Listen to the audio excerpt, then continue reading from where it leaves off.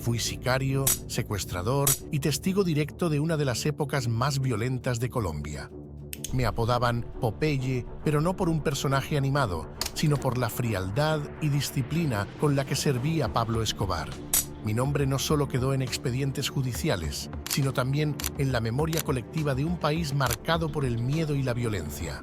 ¿Cómo es que un joven con aspiraciones de ser policía terminó siendo uno de los hombres más temidos del cartel de Medellín? Hoy conocerás mi historia contada tal como fue, sin mitos ni pelos en la lengua y con las verdades que incomodan.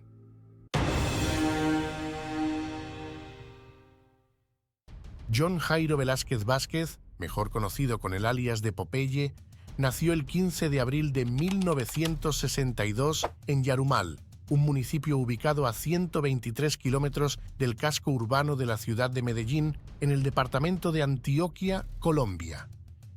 Era el cuarto hijo de don Cervelión Velázquez y de doña Aura Ofelia Vázquez, una ama de casa que se dedicaba a la modistería y a la repostería. De la familia de Popeye, también se sabe que tiene un hermano llamado Luis Alberto Velázquez Vázquez y dos hermanas, Luz Marina y Marta Leonor. Creció en un hogar de clase media, pero con ciertas dificultades económicas. Asistió a la escuela en su pueblo natal y más tarde se trasladó a la ciudad de Medellín, donde continuó con su educación. Desde pequeño mostró un carácter fuerte y una personalidad rebelde, factores que más tarde influirían en su carrera delictiva. A los 12 años estudiaba de noche y trabajaba de vez en cuando para John Jairo Arias Tascón, alias Pinina, uno de los sicarios más cercanos a Pablo Escobar. Popeye se encargaba de recoger y llevar armas, aparte de otras diligencias menores. En su adolescencia, tenía actitudes agresivas y una personalidad impulsiva, lo que lo llevó a involucrarse en peleas callejeras. A pesar de su vida conflictiva, tenía la ambición de convertirse en alguien muy importante. Posteriormente, ingresó a la Escuela de Suboficiales de la Armada en la ciudad de Barranquilla, pero no logró adaptarse a la disciplina estricta y abandonó la formación. De regreso a Medellín, y por culpa de una vecina del barrio, obtuvo su característico remoquete de Popeye. Esto porque venía uniformado de marinero y por su parecido con el personaje de las tiras cómicas, debido a su aspecto físico y al pronunciado mentón que tenía, el cual fue corregido tiempo después con cirugía plástica. Luego intentó unirse a la Policía Nacional, buscando un camino dentro de las fuerzas del orden. Fue admitido en la Escuela de Cadetes de la Policía General Santander, pero nuevamente no logró adaptarse a la disciplina y a las exigencias del entrenamiento. Como imaginar que un personaje tan rudo, cruel y sin escrúpulos como Popeye también asistió brevemente a la Academia Toscana, donde realizó cursos de manicura y pedicura. Sin embargo, como siempre, abandonó estos estudios al poco tiempo, ya que tampoco encontró satisfacción en esa profesión. Posteriormente, trabajó como barbero en barrios de la ciudad de Medellín, como Robledo, Maruchenga y Boston. Un día, un ingeniero amigo le dijo que lo acompañara a una finca donde debía realizar un trabajo. Fueron a la hacienda Nápoles y en ese lugar vio armas, mujeres bellas y animales exóticos y pensó, esto es lo mío. Vio a ese señor Pablo Escobar y sinceramente vio a Dios. Desde ese momento hizo todo lo que estuvo a su alcance por estar cerca de él. Después de su salida de la escuela de grumetes, le ofrecieron un empleo como guardaespaldas y conductor de la Reina Nacional de la Ganadería de 1984, nada más y nada menos que de la antioqueña Elsie Sofía Escobar Muriel, el cual tomó sin pensarlo 2 veces, ya que el único requisito era poseer un arma de fuego con salvoconducto. ¿Quién iba a pensar que este trabajo lo conectaría directamente con Pablo Emilio Escobar Gaviria? Ella era amante del narcotraficante y a nuestro personaje le correspondía llevar a la reina a todos los lugares donde Escobar se encontraba escondido para sus citas amorosas clandestinas. Cuando a Elsie Sofía se le terminó la relación con Pablo Escobar, poco después de un accidente en helicóptero que tuvieron, Popeye quedó sin trabajo y decidió, muy osadamente, pedirle al capo que lo contratara dentro de su organización criminal bajo el pretexto de «yo conozco sus caletas, o me da trabajo o me mata». La frase le causó mucha gracia al patrón, quien, en lugar de verlo como una amenaza, lo tomó como un gesto de lealtad y determinación. Desde ese momento, Popeye se convirtió en uno de sus sicarios más fieles, acompañándolo hasta el final de sus días. John Jairo Velázquez Vázquez era señalado por los medios de comunicación colombianos como el jefe máximo de sicarios del cartel de Medellín. Sin embargo, el criminal reconocía que hubo otros jefes de sicarios por encima de él, como John Jairo Arias Tascón, alias Pinina, Mario Alberto Castaño Molina, alias El Chopo, Luis Carlos Aguilar, alias El Mugre, Carlos Mario Álzate Urquijo, alias El Arete, y confesó que, durante toda su carrera delictiva, cometió alrededor de 250 a 300 homicidios. También participó en el secuestro del entonces candidato a la alcaldía de Bogotá, el doctor Andrés Pastrana Arango, quien más adelante sería el presidente de la República. Por este hecho, recibió $500.000 como pago.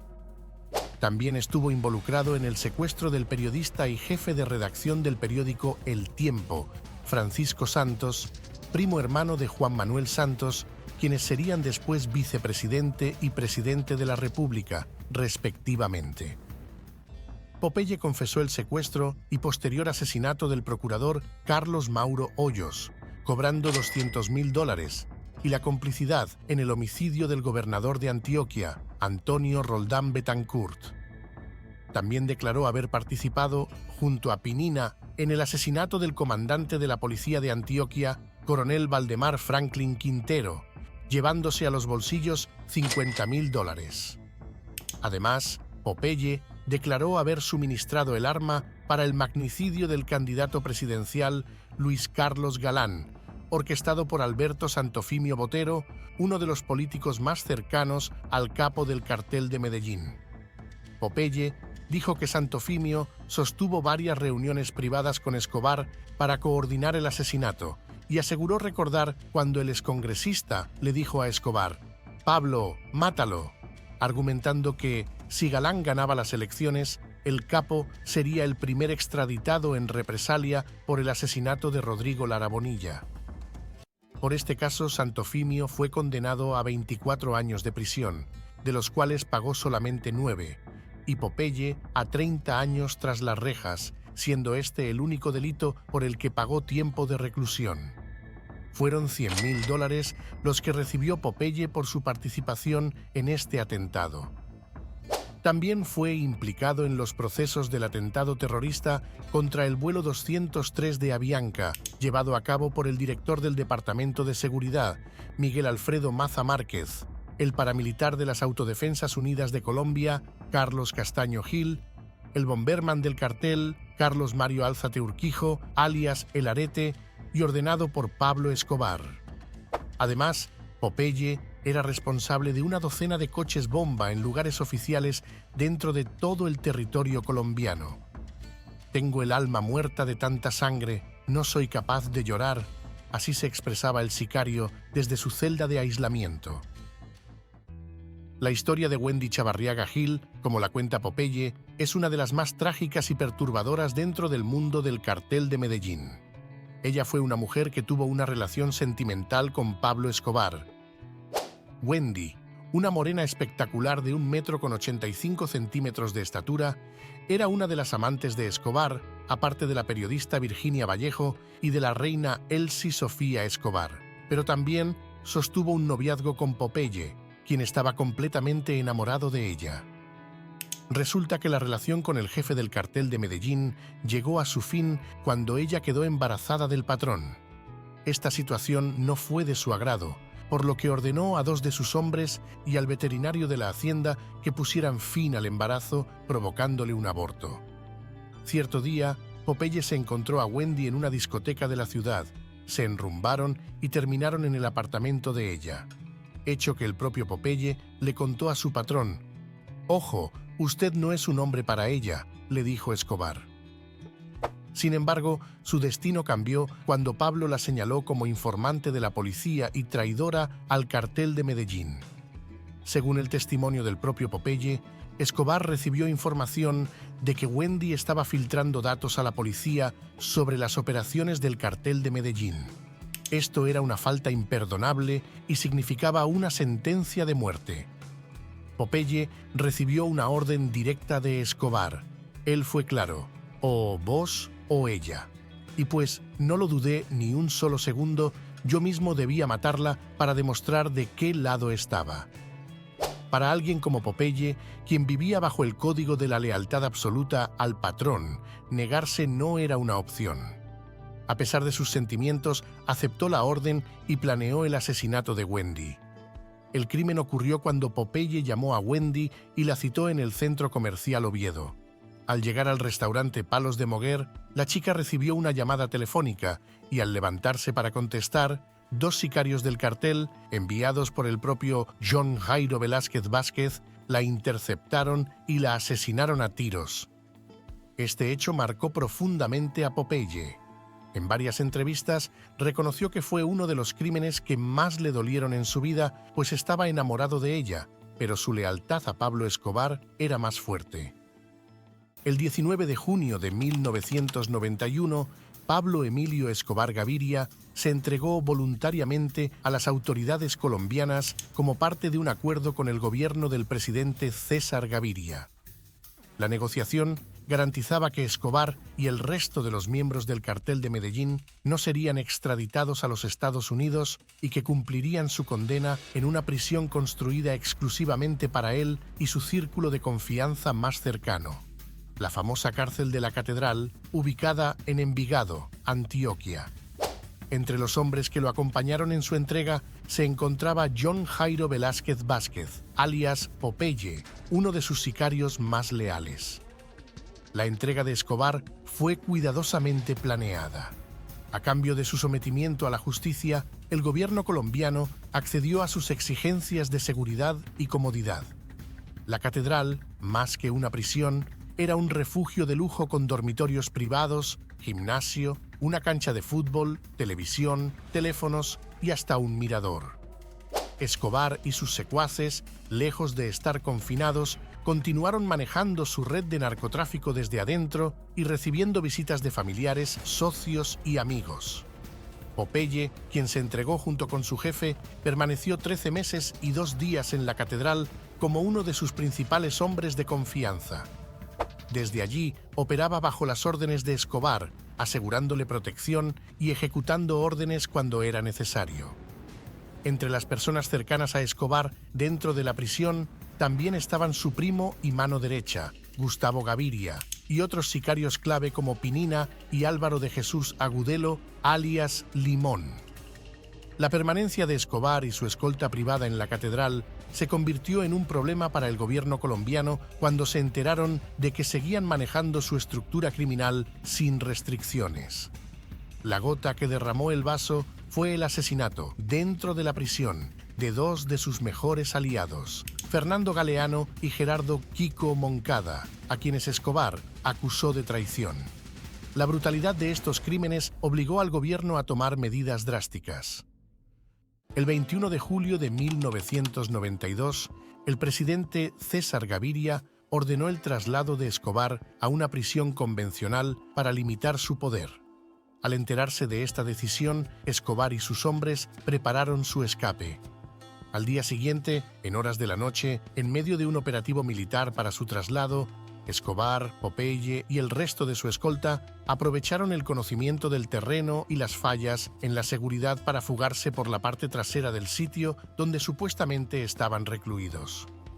Una vez escaparon, Escobar reorganizó su guerra contra el Estado y contra el cartel del Valle del Cauca. La persecución militar y policial se recrudeció. En medio de esta guerra, las lealtades se pusieron a prueba. Popeye continuó participando activamente en la oleada de atentados y asesinatos ordenados por Pablo, pero las tensiones internas comenzaron a afectar incluso a los hombres más cercanos al patrón. Entre septiembre y octubre de 1992, Popeye comenzó a recibir información de que Escobar desconfiaba de él y que incluso había ordenado su muerte. Esta situación, sumada a la fuerte cacería del bloque de búsqueda, apoyada por la DEA, y a la presión sobre su familia, llevó a Popeye a tomar una drástica decisión. A tan solo 3 meses de la fuga de la catedral, John Jairo Velázquez Vázquez, sintiendo que el cerco militar y policial se cerraba cada vez más y temiendo ser ejecutado por el bloque de búsqueda o por los mismos enemigos de Escobar, decidió entregarse de manera voluntaria, siendo trasladado inicialmente a una unidad de la Policía Judicial en Medellín.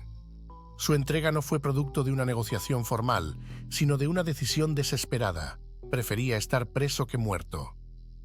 El 9 de octubre de 1992, Popeye se presentó ante la Fiscalía General de la Nación, reconociendo su participación en múltiples delitos, entre ellos homicidios, secuestros, extorsión y concierto para delinquir. Su entrega fue una noticia que no se esperaba, ya que se trataba del sicario más famoso y cercano a Pablo Escobar. Después de su captura, fue recluido inicialmente en la cárcel de máxima seguridad de Itagüí, una prisión en las afueras de Medellín que albergaba a varios criminales de alto perfil, incluyendo exintegrantes del cartel de Medellín, paramilitares y guerrilleros. En esta prisión comenzó a colaborar con las autoridades, aportando detalles sobre el funcionamiento interno del cartel y confesando su participación directa en al menos 300 homicidios, aunque él llegó a afirmar que había estado implicado en más de 3.000 muertes.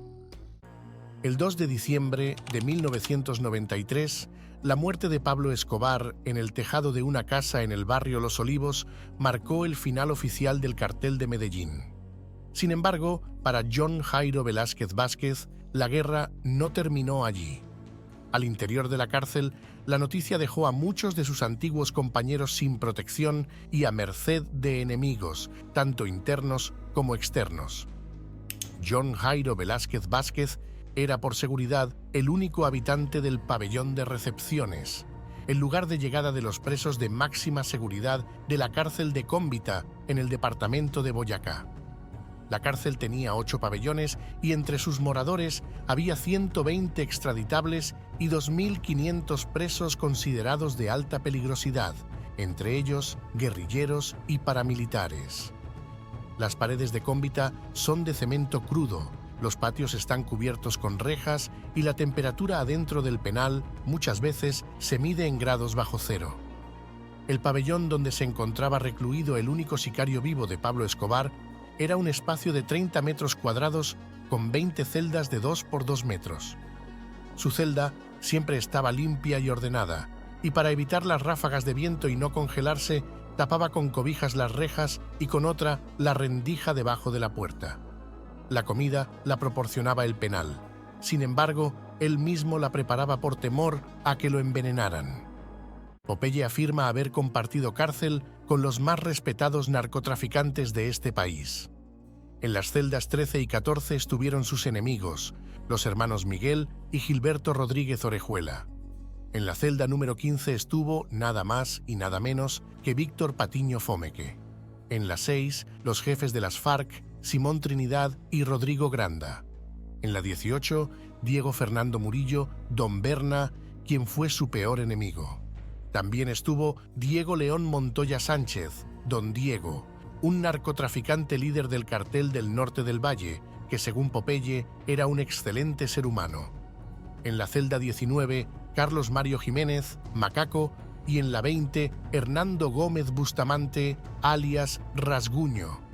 Con todos se las llevaba bien, menos con el guerrillero Rodrigo Granda. Decía que era el peor ser humano que había conocido. Ese tipo estaba loco, era una porquería.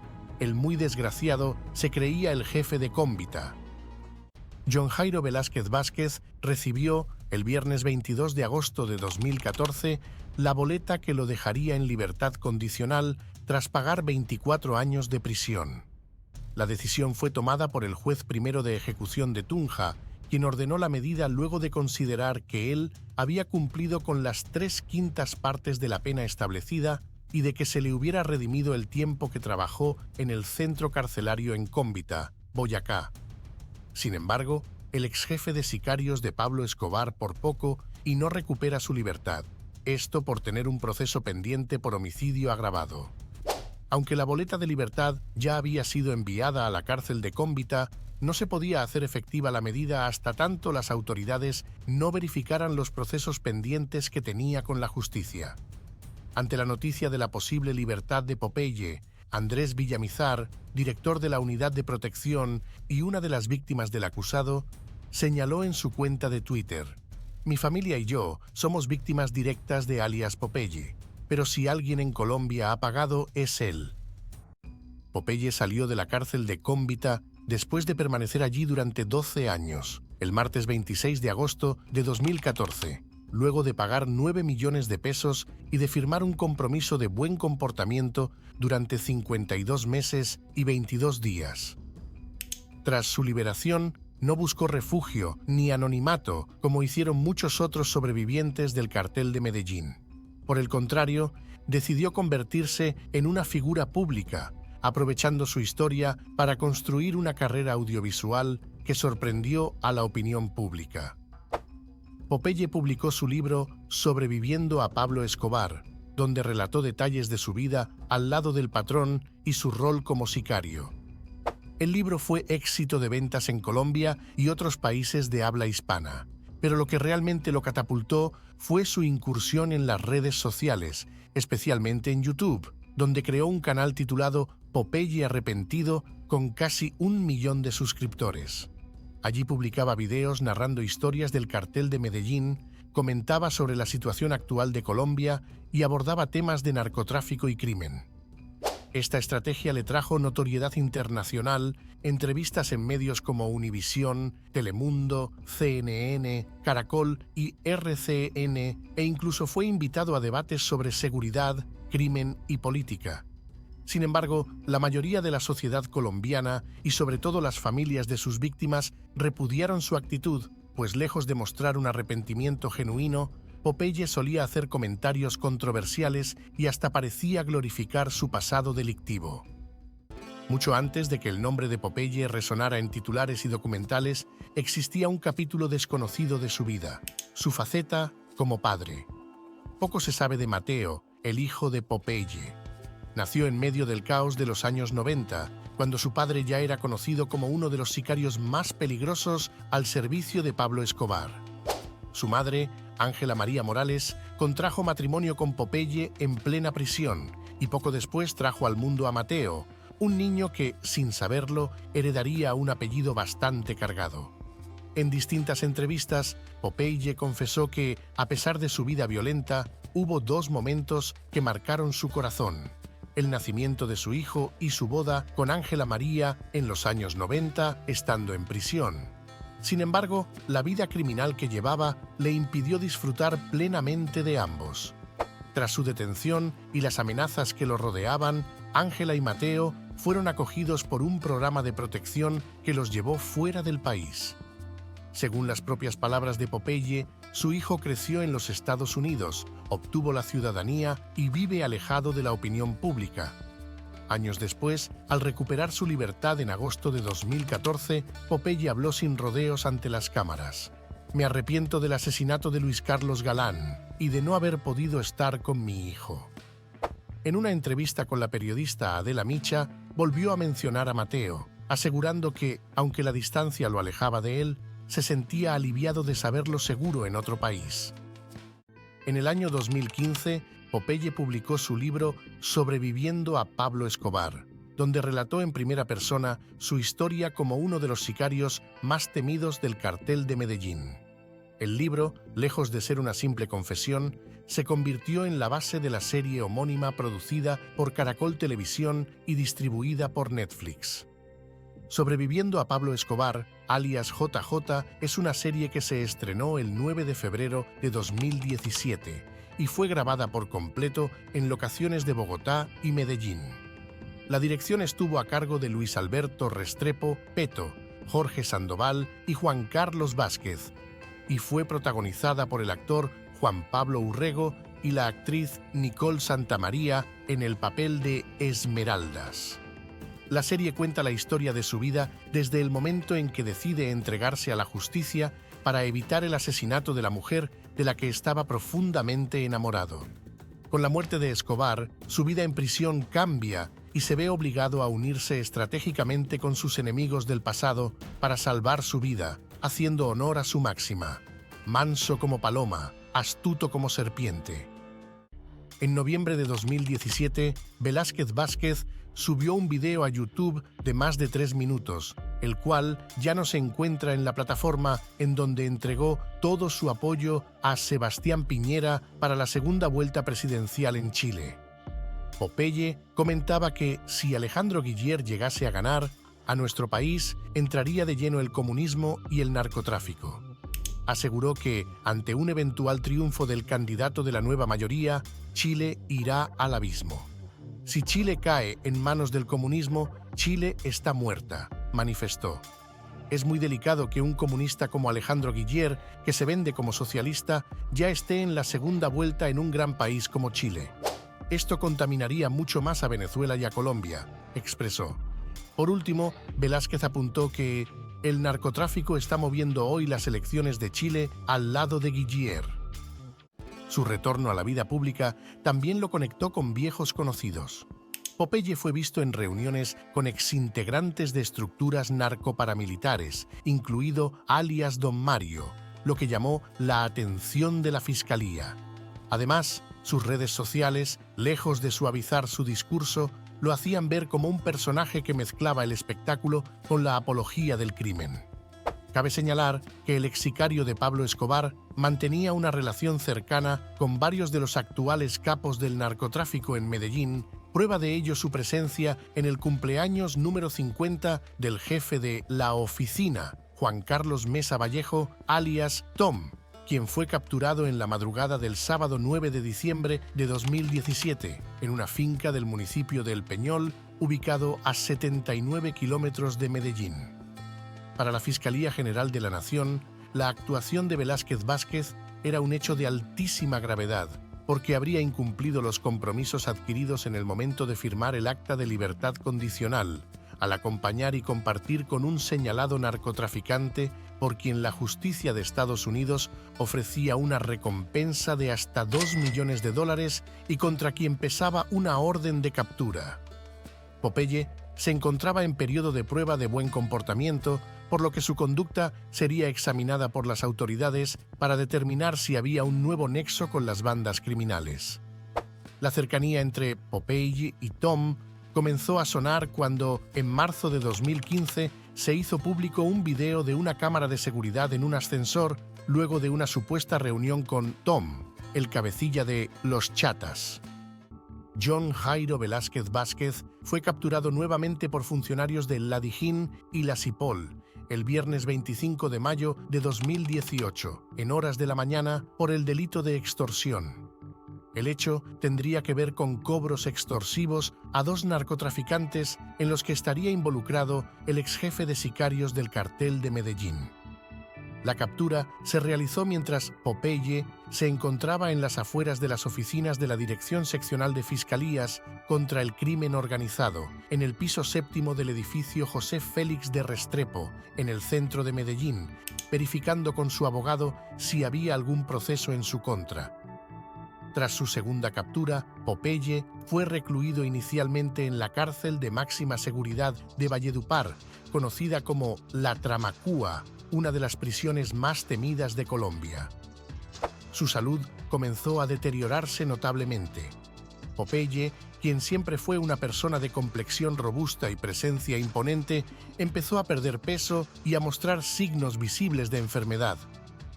Para 2019, las autoridades penitenciarias confirmaron que había sido diagnosticado con cáncer de esófago en fase avanzada. A causa de su grave estado de salud, fue trasladado a la cárcel La Picota de Bogotá para facilitar su atención médica. Sin embargo, su condición empeoraba rápidamente. Desde este punto, su proceso judicial quedó prácticamente suspendido debido a la prioridad médica. Durante los últimos meses de su vida, Popeye pasó más tiempo en el Instituto Nacional de Cancerología de Bogotá que en la cárcel misma. Internado bajo estrictas medidas de seguridad, su figura fue apagándose hasta quedar en el completo anonimato. ya no volvió a aparecer en redes sociales, ni en entrevistas, ni en conferencias.